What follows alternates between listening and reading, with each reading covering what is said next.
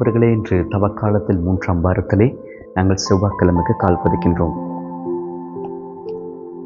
அதே போன்று இந்த நாளிலே உங்களுக்கும் எனக்கும் முக்கியமான ஒரு திருவிழாவினாவை நாங்கள் கொண்டாடுகின்றோம். அதுதான் அன்று தேவ தூதர் தேவ அன்னைக்கு மங்களம் வார்த்தை சொன்னதை நினைவு கூறும் திருநாளை இந்நாளில் நாங்கள் கொண்டாடுகின்றோம். அன்பார்ந்தவர்களே, தேவ அன்னையுடைய வாழ்க்கையை இந்த நாளில் நாங்கள் சிந்திக்கின்ற பொழுது, தேவ அன்னை முழு உலக மனித குலத்துக்கு மீட்பினை பெற்றுக் கொடுப்பதற்காக தன்னுடைய வாழ்க்கையை முழுமையாக இறைவனுக்கு கொடுத்ததை தியானிக்கின்ற அதே வேளை, அன்று தேவ தூதர் தேவ அன்னைக்கு சொல்லிய வார்த்தையை நினைவு கூறும் இந்த நாளிலே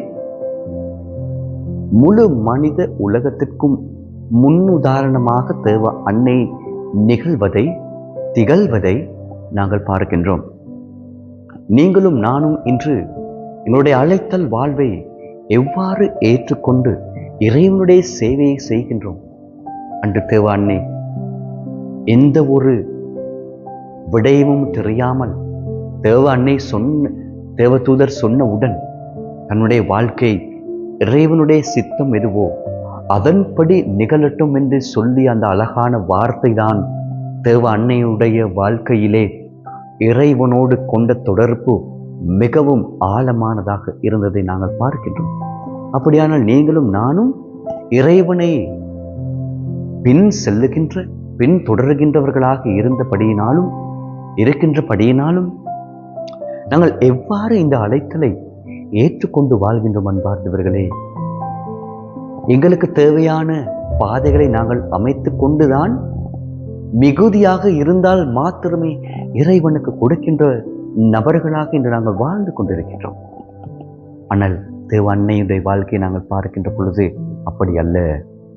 இறைவனுடைய பாதையினை முழுமையாக தன்னுடைய வாழ்க்கையிலே ஏற்றுக்கொண்டு வாழ்ந்தது காரணமாக தான் இது நீங்களும் நானும் மீட்பு பெற்றவர்களாக, மீட்பை எங்களுக்கு வாழ்க்கையிலே சொந்தமாக்கி கொள்ளக்கூடியவர்களாக வாழ்ந்து கொண்டிருக்கின்றோம். அன்பார்ந்தவர்களே, எனவே இந்த நாளிலே இந்த மீட்பு திட்டத்தினை நாங்கள் உண்மையாக அறிந்து கொள்ள வேண்டுமானால் எங்களுடைய உள்ளங்களை நாங்கள் இறைவன் பால் திறக்க வேண்டும். அப்படி இறைவன் பால் நாங்கள் திறக்கின்ற பொழுதுதான் அன்பார்ந்தவர்களே அந்த உண்மையான திட்டத்தின் நாங்கள் அதனை அறிந்து கொள்ளக்கூடியதாக இருக்கின்றது.